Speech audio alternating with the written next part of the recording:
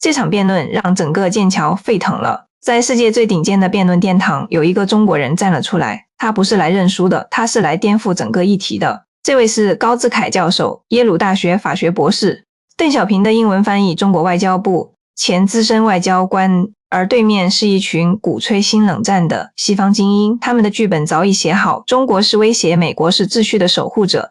这场冷战是中国逼出来的，他们想让全世界相信中国才是那个麻烦制造者。话音未落，高志凯教授一开口就把这个剧本撕得粉碎。美国才是那个强加冷战的一方，拜登政府冷战总统，特朗普更危险，直接把冷战烧成了热战。那位哈佛的修昔底德陷阱教授高教授亲自点名批驳，说那不过是幻想，是谬论，而他提出的理论只有4个字：和平必然，不是妥协，不是示弱，是底气，是实力，是中国面对整个西方世界的立场。让我们来看这位中国学者究竟是怎么在剑桥说话的。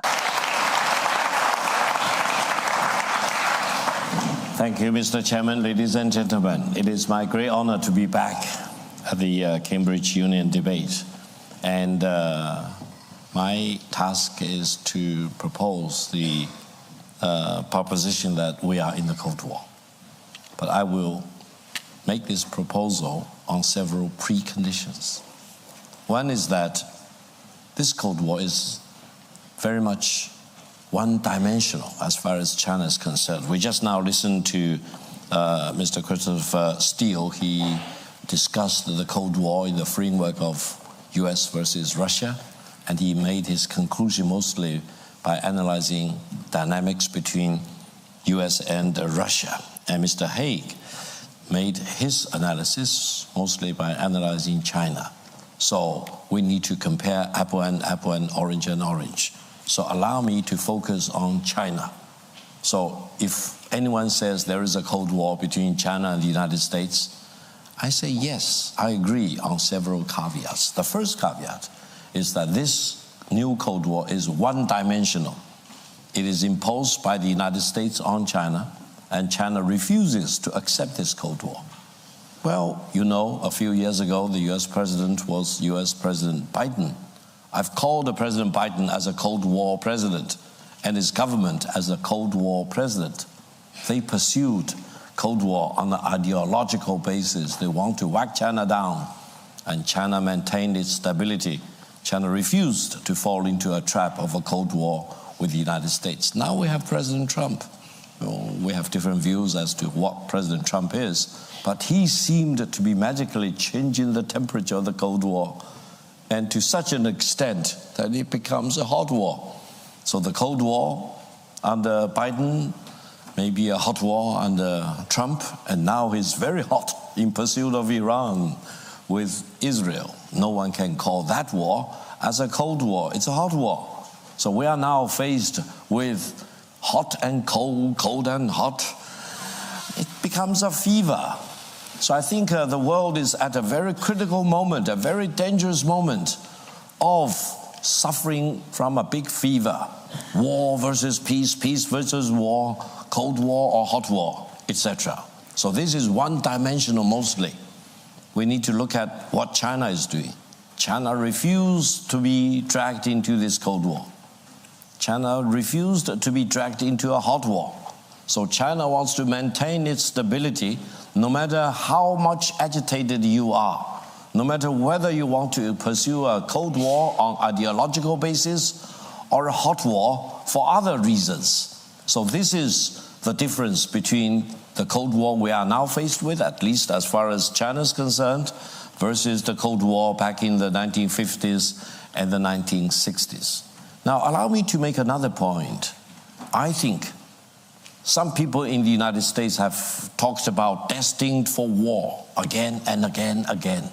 Are they talking about destined for a Cold War? No. I think they are thinking about destined for a hot war. Very dangerous. So when we are talking about a Cold War, don't indulge in the fantasy that those who propose a Cold War will be limited to a Cold War. A Cold War may turn its face into a hot war.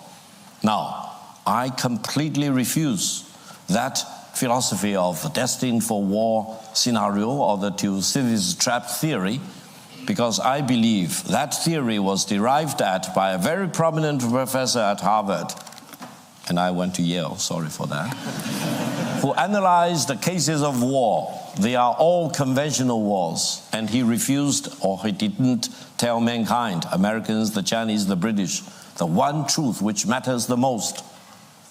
If you apply destined for war scenario, most likely hot war, not cold war, you are indulging in a fantasy and fallacy, because you cannot simply analyze cases of conventional war and derive at your conclusion and try to apply that to China and the United States, which are two of the most important nuclear power. So I came up with my own theory, not to shock you.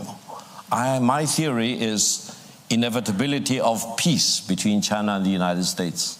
The United States is not in a position to impose a war on China.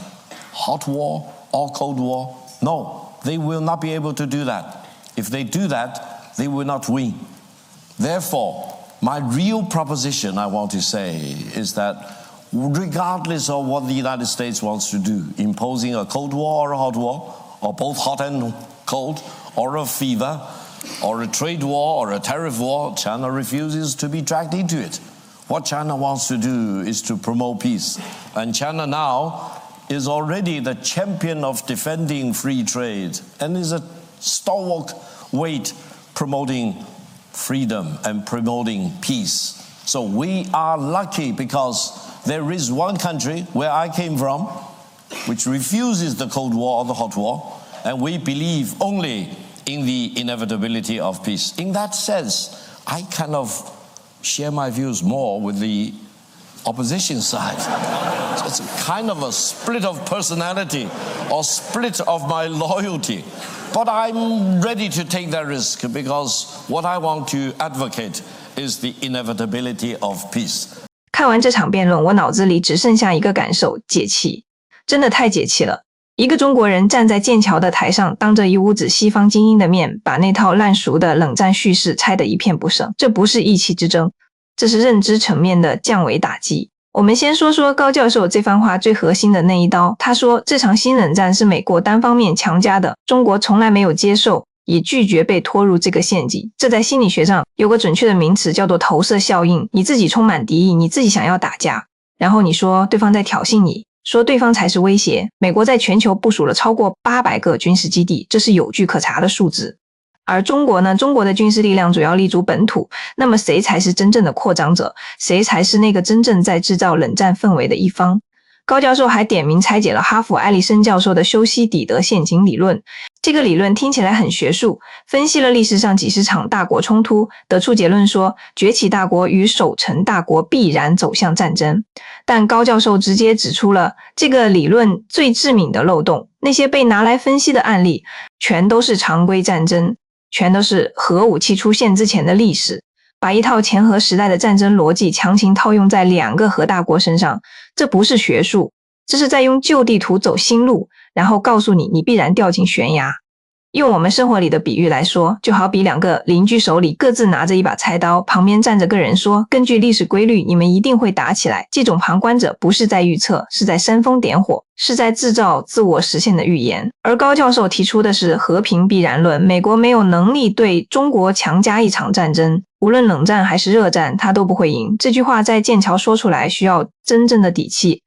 在我们眼里，这底气从哪里来？中国用1代人的时间让8亿人口摆脱绝对贫困，这是人类历史上从未有过的壮举，是任何西方教科书都没有预判到的奇迹。